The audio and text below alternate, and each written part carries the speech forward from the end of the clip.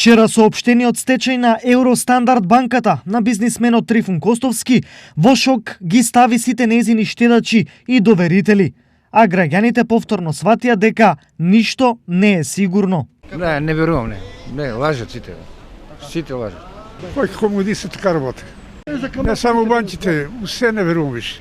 Видим, ако не веруваш, значи е лошо у државата ако не веруваш во банка. Не секој пат.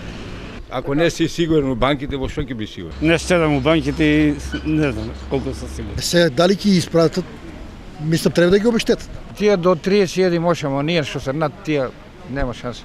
Тешко. Има вајда закон си постојае што треба. Наравно да го си доби сумата. Сривот на банката зад која стоеше мокното име на Костовски истори многу проблеми за кои решенија ќе се бара долго, а во кој знае колку случаи решението сигурно ќе биде многу болно. На парите ќе мора да заборават многу граѓани и фирми. Веднаш по најновото банкарско фијаско до јавноста се обрати и бизнисменот Костовски кој изјави: Народна банка едноставно не ни даваше да работиме за да се извлечеме од лошата состојба. Не прифатија ниту еден наш предлог и немавме можност за излез. Обвини Костовски. Без оглед на ваквото мислење, пропаста на Евростандард банка од Народната банка ја амортизираат со следното соопштение.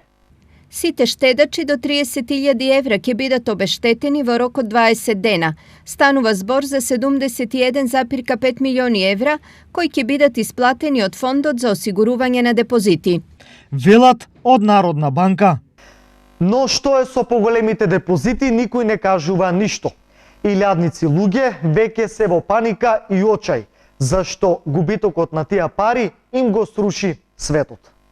Зошто овој пат да биде поинаку кога досега пропадна Експорт-импорт банка, Македонска банка, Радо банка, Алфа банка и веќе култната штедилница ТАТ. Сите тие, освен пари, однесоа и човечки животи.